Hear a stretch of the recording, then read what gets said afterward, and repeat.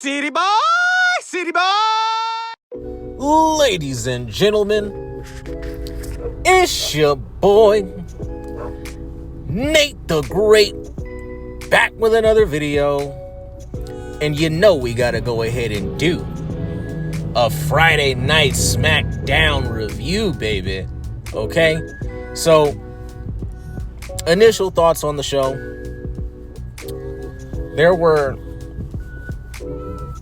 a couple of decent moments. I'd say 95% of this show was ass. Okay? And I'm going to explain exactly why. We're going to go through this thing. All right?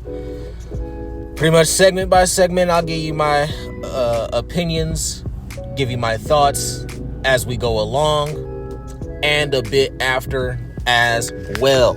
Okay? Now, the show kicks off with some fucking superstar walkouts, okay? Like we do every single week, except this week is different, all right? You gotta remember, it's WrestleMania season, so now things are different. During the superstar walkouts, they show Drew McIntyre. Drew McIntyre sees somebody off in the distance. He starts running, and he sees Damian Priest, okay?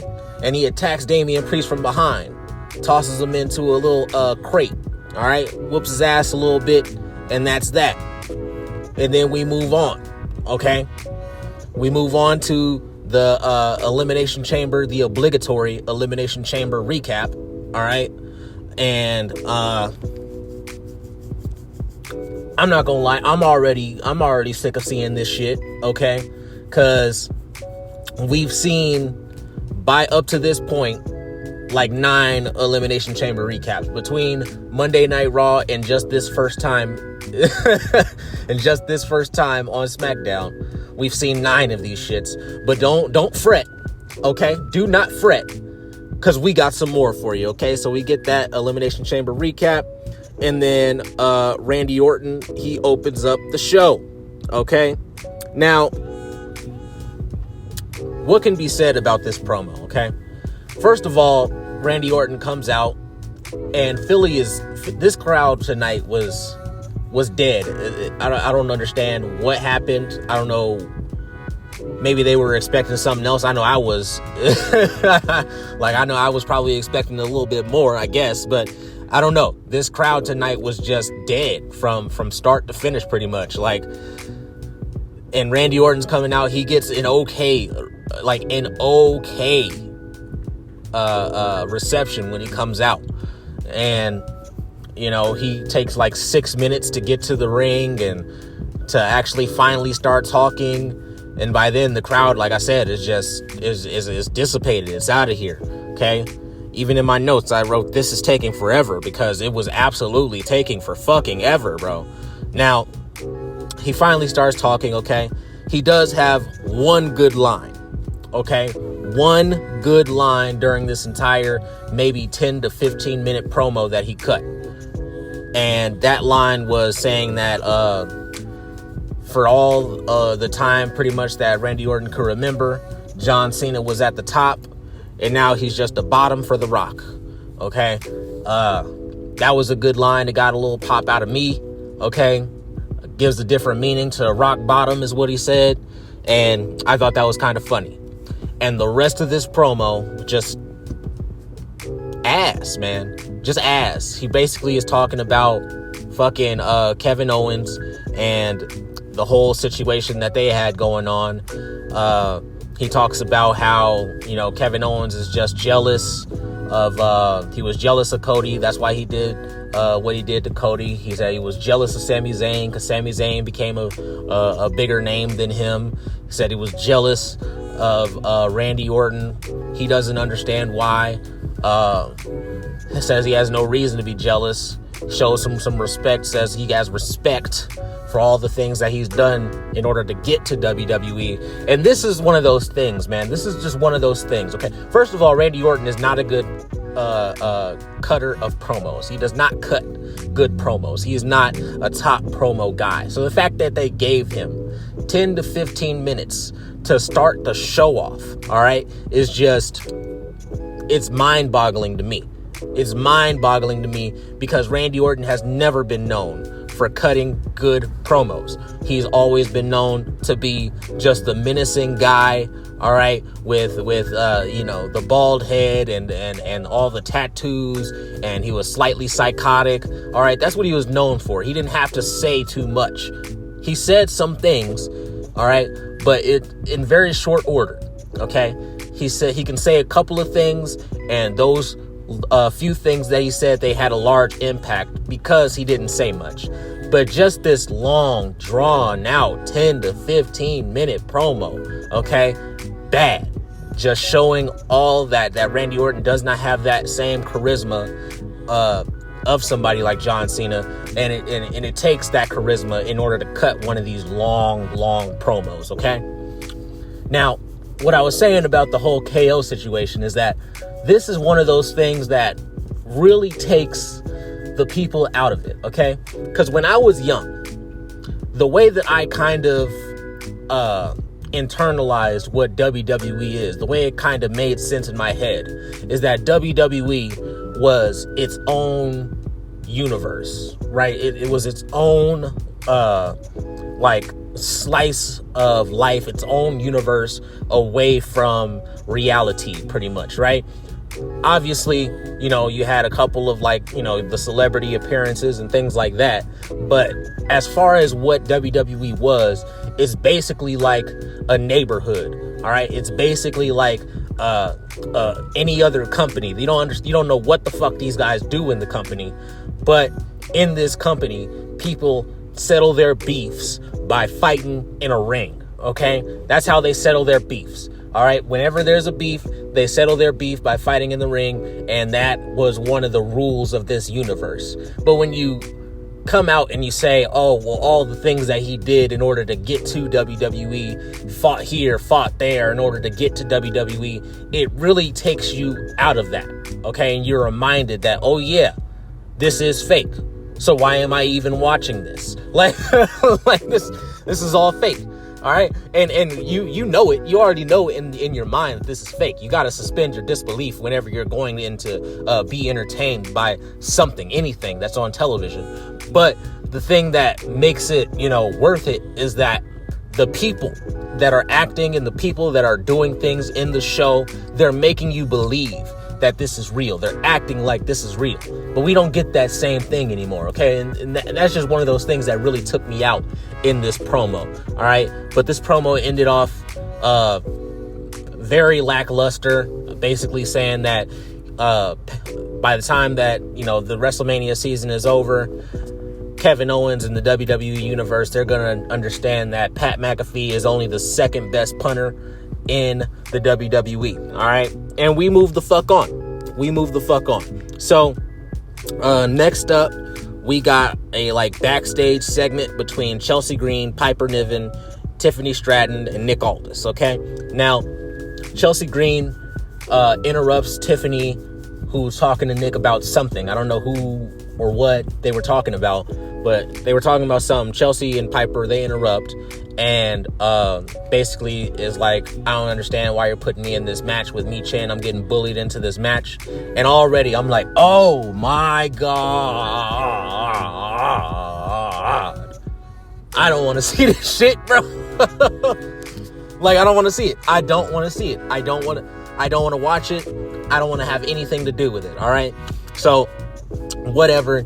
They end up getting a match set up between Piper Niven and Tiffany Stratton for some reason. All right. I guess Tiffany felt disrespected by Piper, and that's what we're getting up next. Okay. Now, before the match started, we got a commercial, and during the match, we also got a commercial. Okay. There's not too much to say about this match. All right. This was a fucking snooze fest if I ever, but one of the things that I did notice during this match is that they have this camera angle from a bird's eye view, right? And this camera angle, with this camera angle, you could clearly see as Piper Niven was down, Tiffany Stratton had did something to get Piper Niven down, and Tiffany was going up for a swanton. you can see Piper Niven inching towards Tiffany Stratton, right? You can see her like on the floor, kind of like scooting over to get in position. This is something that I never want to see. This is something that we as an audience in the crowd, they might be able to let it go, but to see it on TV, to see them inching into their spot, it just makes the whole thing look fake. All right, and it's not supposed to look fake. We know it's fake, but it's not supposed to look fake. All right, and they made it look fake, and there's not too much more I could say about that, man. It was a very shit moment in there. All right, Tiffany ends up winning this shit. All right, and also one of the other things in this match that happened, Tiffany Stratton, right? She was, she got pinned by Piper Niven after she hit like a big boss man slam, right? And this is exactly pretty much what I said when it came to my, reasons why nobody's getting over in Triple H's era with the 50-50 matches, because this was a 50-50 match, okay? Don't get it fucking twisted. It was a quicker 50-50 match, but that's still a 50-50 match, all right? They went back and forth, bar for bar, band for band. And what Wade Barrett said after she kicked out is that, maybe that move might work on somebody else, but Tiffany Stratton, she's different because she can dig just a little deeper than everybody else. And that right there is exactly what I said, exactly what I was always talking about, okay? Is that she's not more special than Piper Niven. She's not better than Piper Niven. She doesn't have better moves. Her moves don't hurt more or none of that, okay? She's just able to dig a little deeper, a little bit deeper, and she's able to kick out until until she actually can get the win. And that right there, it just takes anything that makes Tiffany Stratton special out of it, okay? Now, like I said, Tiffany Stratton won this match, all right? This was a non-title match, so it didn't even matter. And after the match, Charlotte came out, attacked Tiffany, all right? She hit her with like a shoulder tackle to the back of her knee, and then put her in the figure 8, all right? And the security came out, broke them up, and that was that, okay? We move on. We get one of, if not the most convoluted segments I've ever seen in all my life, okay? Where Nick Aldis is backstage, all right, cutting a little vignette where he is explaining all the beef that's going down between the 5 tag teams that are on Smackdown, okay? He tries to make it all make sense, all right, for the people, all right? But it can't make sense because in all this shit, there is no actual storyline, okay? All we have are people attacking each other backstage. She said that fucking Johnny Gargano betrayed the Motor City Machine Guns for who were his 20-year mentors or whatever. No, he didn't. He didn't betray them. What happened was he was in a match with them and he won. Like he took advantage of a situation and he won. That is what you're supposed to do. Am I wrong here? Am I fucking wrong here? Am I retarded? Am I in the Twilight Zone? Are you not supposed to try to figure out the best ways to win in a match? Okay, even if you have to go a little underhanded sometimes, are you not supposed to win? Like I'm that confused me. Okay, but most of this shit, this convoluted little like pentagram, triangle, Venn dot, whatever that he was doing, none of it made sense. All right, but at the end of this, what you need to know is that what we're going to get is fucking DIY versus the Street Profits next week in Barcelona, all right, for the title. And tonight, we're going to get a triple threat tag team match between Los Garza, between Motor City, and between, who the fuck is the other one? Pretty Deadly. Okay, that's what you need to know. That's basically all that this vignette in this little segment was leading up to, was him setting up those matches. All right, so after that, we get a commercial. Then we come back And that's the match that we get. Okay, so we got Los Garza, Motor Shitty, and Pretty Deadly.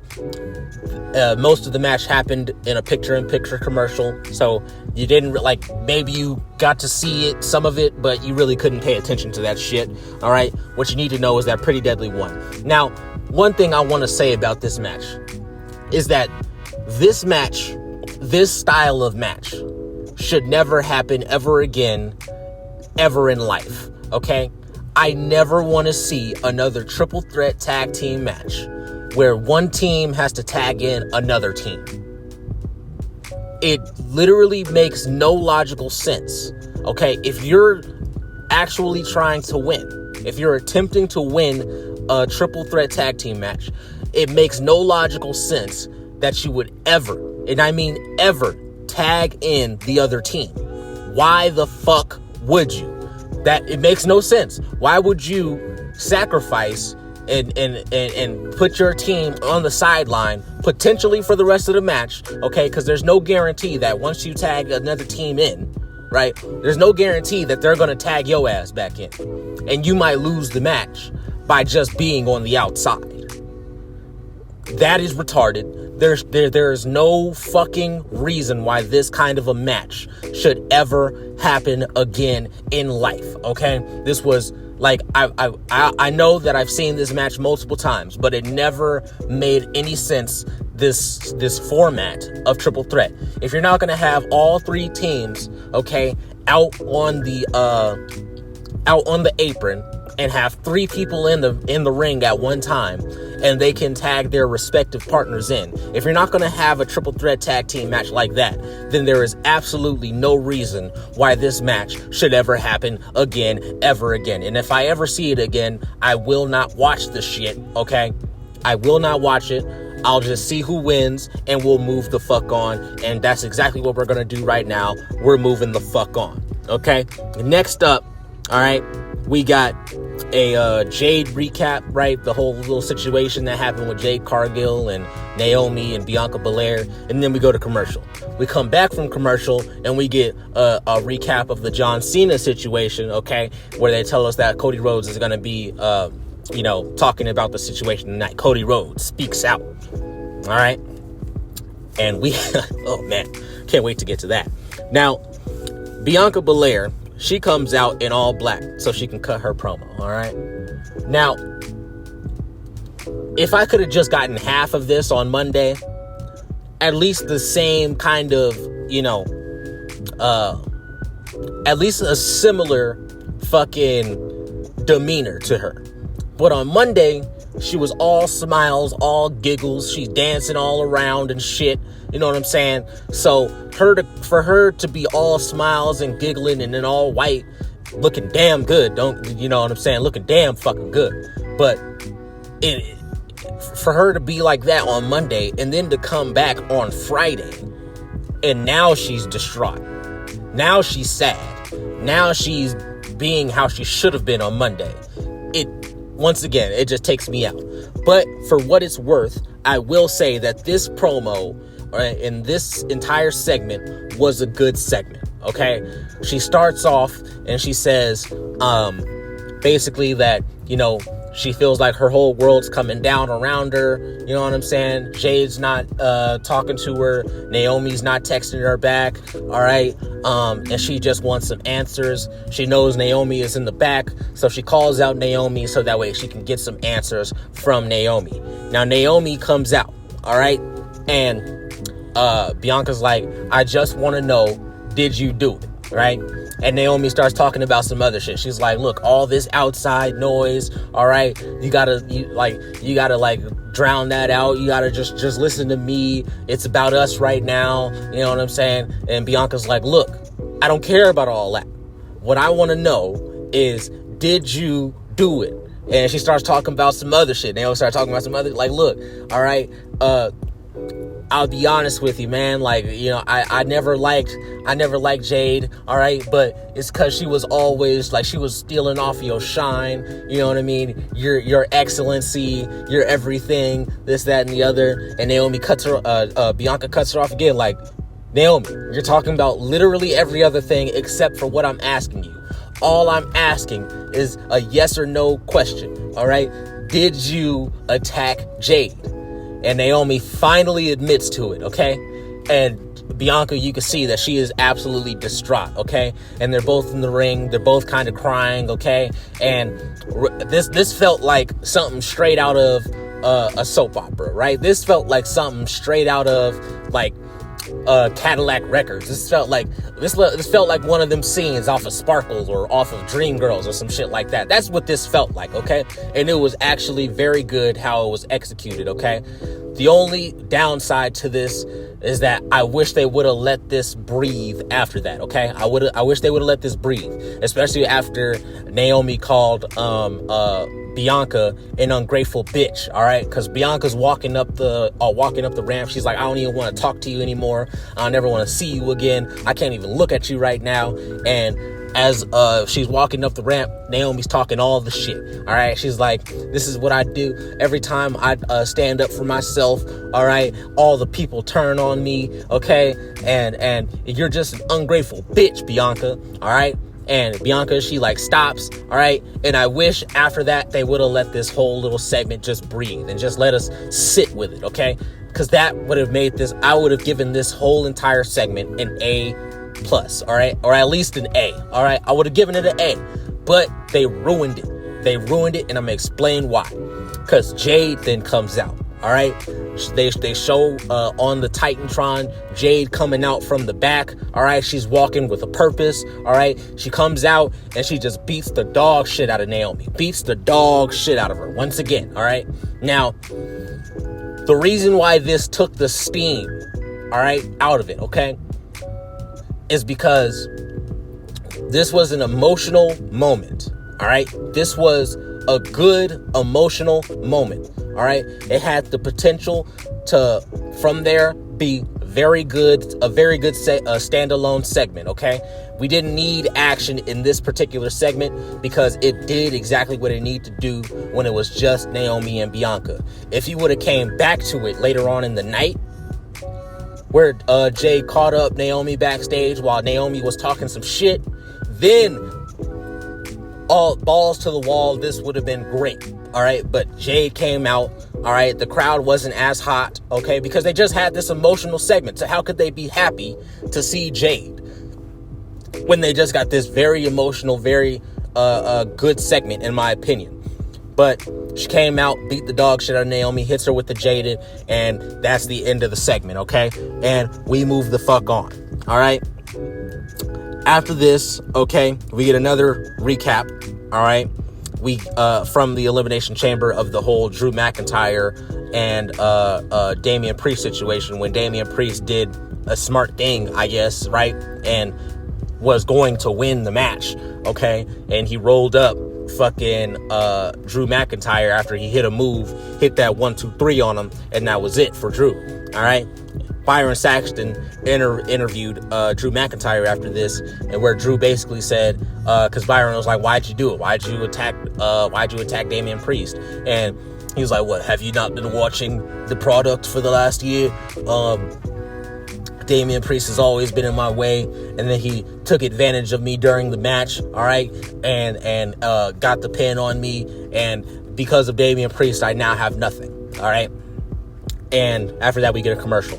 Now, what I want to say about this is, in my video, all right, because I already called this shit, in my video about how the Elimination Chamber going into it had 0 storylines, okay? 0 storylines going into the Elimination Chamber. This was before The Rock decided to stick his nose into everything and come with this, Cody, I want your butt, right? That whole thing, right? In that video, I explained that they're not going to have any storylines going into the Elimination Chamber, but what they will have is they will have people in the Elimination Chamber. They're going to go at each other, and the people who pin somebody else from those pins, we're going to get feuds. And that's exactly what this is, all right? A feud out of thin air with nothing to it, no bones, no meat on the bones, right? Just because Damian Priest did what he was supposed to do in the match and pin people, right? now him and Drew are in a feud for absolutely no reason. All right, but whatever. Okay, we move on. Like I said, after this commercial came up, Lex Luger, he got the news that he was going to be in the Hall of Fame with Cody Rhodes coming out, letting them know. Right, Lex Luger, he's one of those people that I believe deserve to be in the Hall of Fame. So this is I think that was a good decision on Triple H's part. So good on him. After this, we get a segment between B-Fab and Charlotte Flair that nobody on planet Earth could possibly give a fuck about. All right, what you need to know that from this segment is basically that all right, B-Fab and Charlotte Flair, they're going to be in Barcelona next week. All right, and they're going to have a match. All right, so a segment that nobody could possibly give a fuck about. And from there, we get a match that nobody, and I mean no fucking body, could possibly give a fuck about, all right? But this will be the battle of the long legs, all right? So we'll see how this goes, all right? They both got them long, luscious legs, all right? Maybe not Charlotte Flair as much anymore, all right? Because of all the plastic surgery and shit she got, but she still got some long-ass legs. B-Fab got them long, luscious legs, all right? So, it's going to be legs flying all over the place in that match, all right? Next up, we got Braun Strowman versus Solo Sikoa, all right? I'm already over this whole little shit with Braun and the Samoans, okay? I'm already over it. I'm not going to lie, okay? This match was a nothing burger, all right? They went 50-50 for most of the match, and then Braun Strowman was about to pick up the win, or at least that's what it looked like, but Tama Tonga came out, broke up the pin, got the DQ, so Braun Strowman did win the match, but by DQ, all right? Then after Braun puts the beats on Tama Tonga, out comes Jacob Fatu. They brawl around for a little bit, all right? This was a good brawl, all right? I'm not going to sit here and act like this wasn't a good brawl, all right? They really showcased Braun Strowman's strength, but then at the same time they showcased that Jacob Fatu is just built different, all right? Like Jacob Fatu, he got his foot caught up on the rope as he was doing a suicide dive. Braun Strowman caught him, all right, hit him with a choke slam onto the announce table, and right after Braun Strowman is finished ripping off his shirt, Jacob Fatu was already back up and they're already brawling again, all right? After that, what happened? They brawl into the audience, all right? They head into the production area. Jacob Fatu gets up, Braun up on the two production crates, all right? And they're brawling up there a little bit. Braun Strowman ends up getting the better of him, hits him with a choke slam through the tables to the bottom, all right? And pretty much 10 seconds later, Jacob Fatu is back up holding his head, right? So this was a good brawl. It showcased what both of them have, all right? And that's good, all right? I'm not going to shit on this segment or on this little brawl because it was actually decent, all right? But, of course, we got to move the fuck on, okay? After this, we get Byron Saxton interviewing LA Knight. Yeah, all right? This was a great promo. All right, I enjoyed this very much. All right, I'm not even going to attempt to redo it, okay, because I wouldn't do it justice. But basically, what you need to know is that he said that Shinsuke won't be able to hide in the shadows anymore. They're in the birthplace of the United States. Yeah, okay, and this is going to be the rebirth of LA Knight as U.S. champion, and Shinsuke can't hold a candle to his championship reign. So tonight there'll be nowhere to hide. All right, yeah. All right, and there was that. We move the fuck on, okay?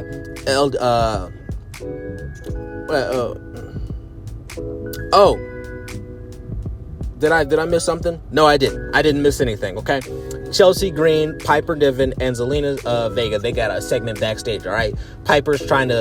Chelsea's trying to get Piper, you know what I'm saying, back on her 10 toes because Piper just got her ass whooped earlier, all right?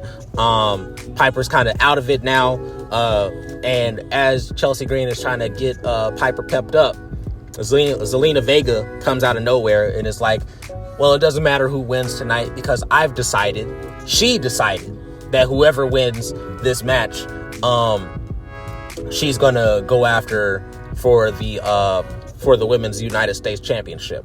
Now, I didn't know. All right, maybe it's just me, but I didn't know that Zelina had that kind of pull where she could just say that she's going to go after a championship. I didn't know she had that kind of pull, but whatever, I guess she does. Okay, Zelina Vega looking good as always. All right, I sop her up between two biscuits. You know what I'm talking about.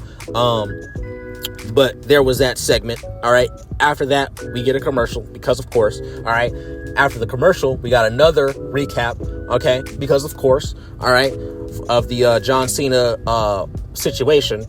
Then after that we got the Chelsea Green versus Michin match. I completely pretty much tuned this match out. There's nothing in this match, okay, besides maybe the table spot, all right? There was nothing in this match that I have not seen before, okay, that I cared to see, all right? And who could possibly give a fuck, all right? We knew who was going to win this match. Like, we knew Michin was not going to win this match, okay? I don't know how many times they've gone back and forth.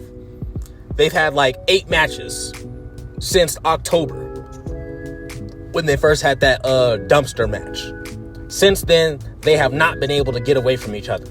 I was hoping after their last fight that was the end of it, okay?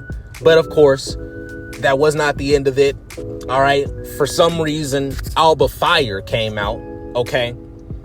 Alba Fire came out after Michin threw Chelsea Green on the table.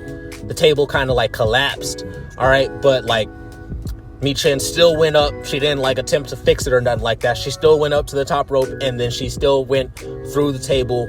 And that was a good spot. I haven't necessarily seen that kind of spot before.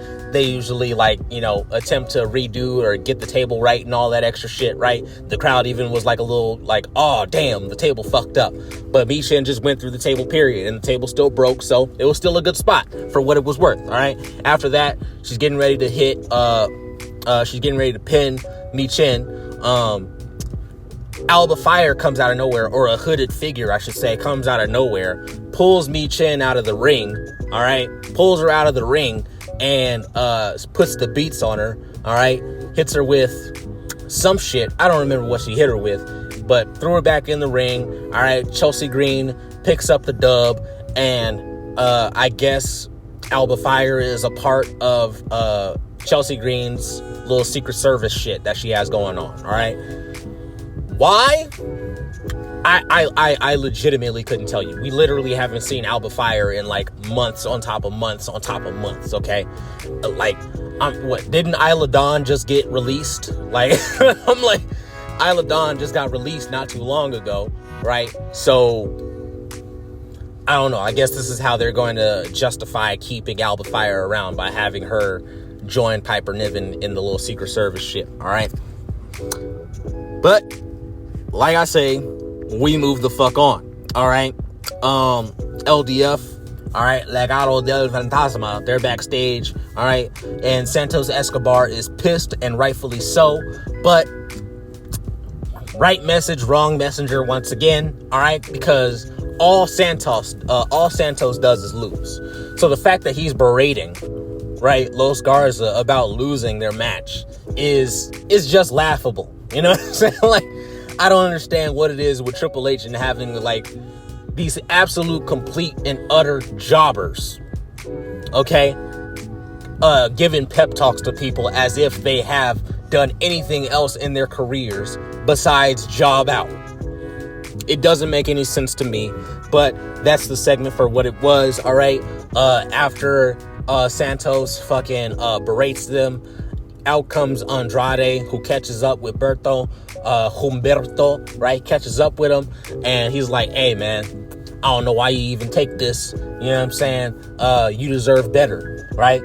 And once again, it's like, well, what the fuck do you do, Andrade? Like, when's the last time Andrade had a match that he won? You know what I'm saying? Like, what are we doing here? Like, what are all these jobbers doing back here talking about, oh, you deserve better, you could do better, this, that, and the other, when the jobber themselves, they're not even doing fucking better. They're not even doing good. But whatever. All right, we move the fuck on. All right.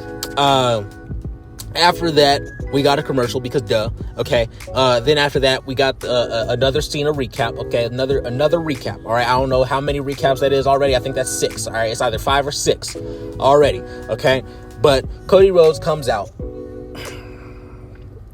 in his 3-piece tailored plaid suit. Okay. And he cuts one of, if not the most boring, monotonous, goofy ass promos where he looked like an absolute bitch. All right, like a straight bitch. He has this eye all swollen and red. All right, all fucked up from what he was going through on Saturday night, and he had nothing of consequence to say. Okay, Cody Rhodes comes out and he's just speaking in like he's damn near speaking gibberish at this point. The Rock and his associate Travis Scott, they pummeled me down to the ground, and John Cena, all I have to ask, the only question I want to know is why? Why did you do it, John? Huh? You had never give up on your shirt. You came down and you were a hero all these years. And you gave up, John. Why? I had to look my baby girl in her face, 'cause she asked me, Papa, who did this to you?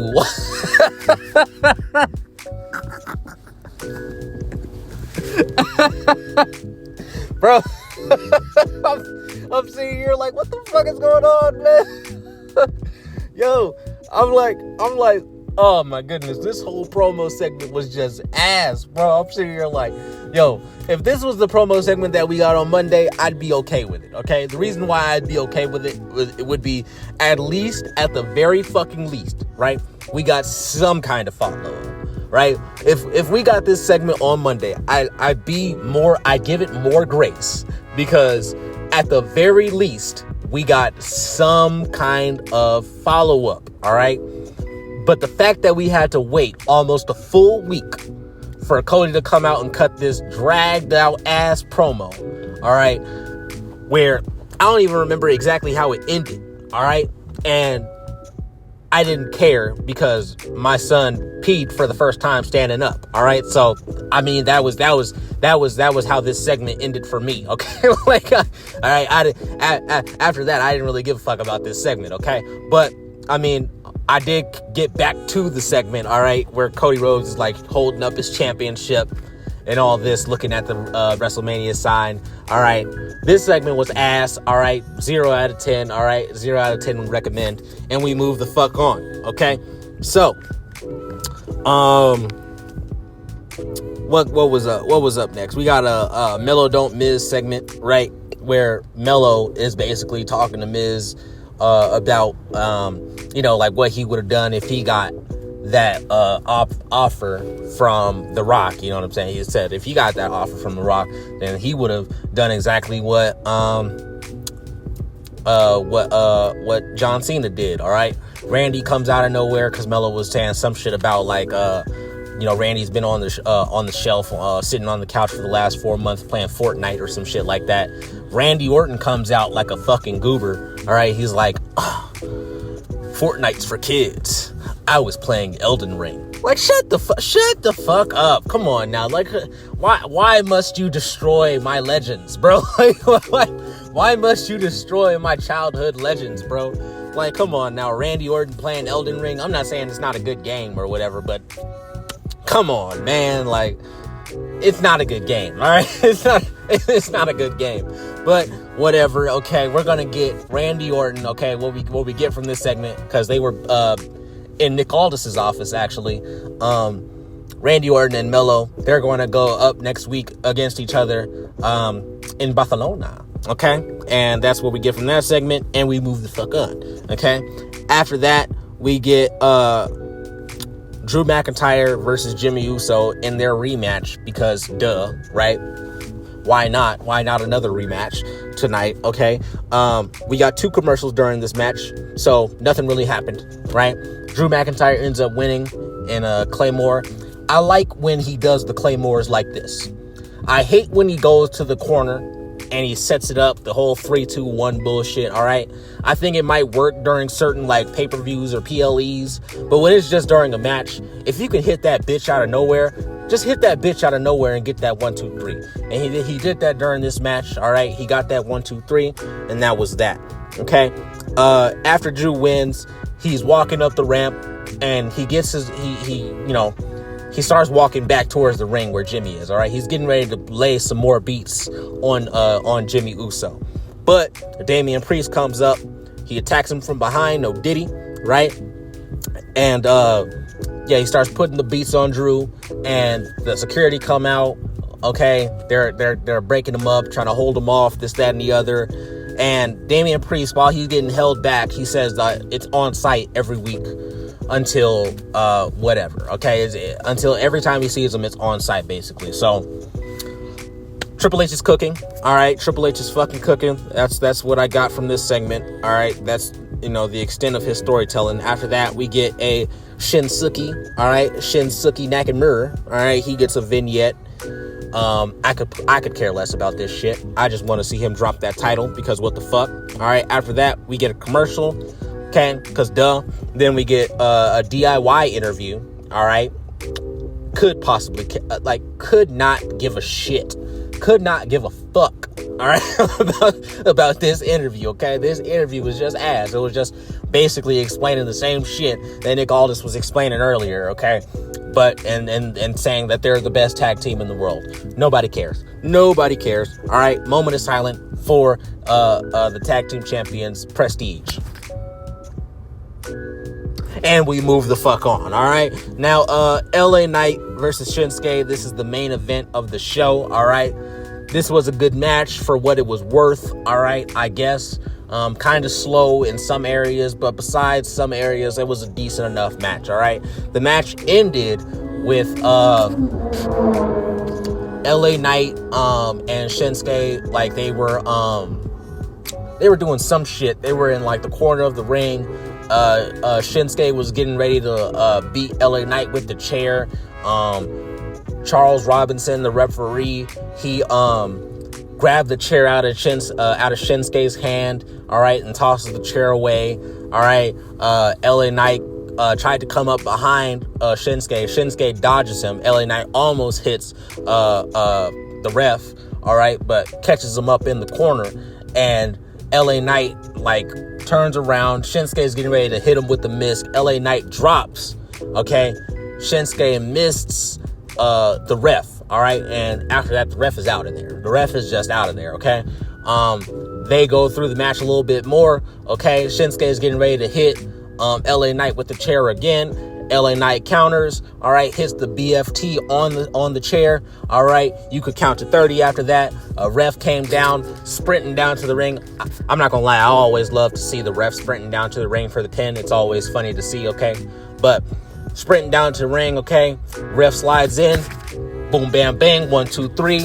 All right. And that was the match. And that is the show. Okay. Now, what could I say about this show? What could I say about this show? All right. Literally 98% of the show was ass. Okay. The 2 good parts of this show. All right. Because there were only 2.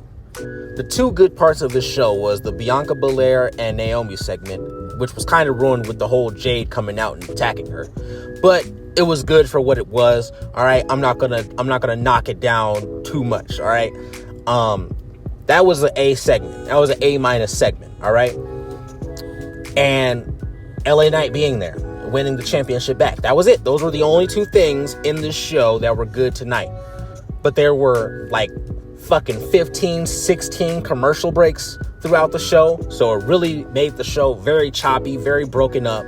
All right. And it was just, I couldn't really get into it. Okay. And then besides that, everything outside of it was just either a rematch, a recap. Okay. No actual real stories to tell. Nothing, okay? We got nothing tonight, all right? Nothing of consequence. So I can't give this show anything of above a 3 out of 10, all right? This show was a 3 out of 10, all right?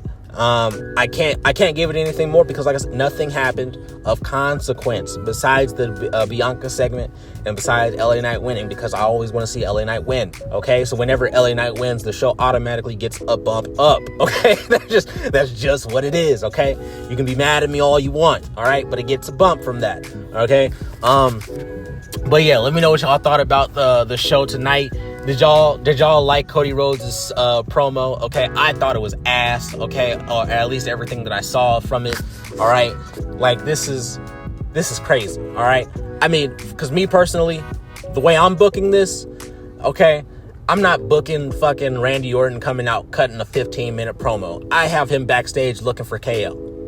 All right, I have him backstage all night looking for KO, RKOing people everywhere that he sees. Okay, like any random person who doesn't give him the right answer gets RKO'd. All right, that's going throughout the night. Okay, that's throughout the night, so that way we can always come back to that and cut to a little bit of comedy from that. Okay, people love the RKO, so he needs to be hitting the RKO on everybody. Okay, I wouldn't have Cody Rhodes come out cutting this bland ass, boring ass promo if we don't have something. The Rock on the screen, Cena on the screen, something.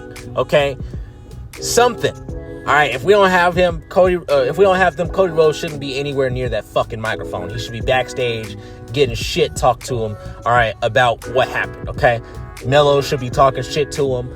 Everybody should be talking, like, bring it into the storyline, all right? Bring it into the storyline where they have things to say about the whole shit, and they're saying it to Cody, all right? Because Cody's the star, quote unquote. Yeah, he only comes out for a 15-minute segment or a 10-15-minute segment, says a couple of boring ass words, and then we move on from him forever, right? like it's not good. It's not fucking good, all right? But yeah, man, this show, like I said, 3 out of 10. Let me know what y'all thought, okay? This has been your boy, Nate the Great, back with another video, all right? Like and subscribe if you want to hear some more, and I'll see you in the next one. Peace.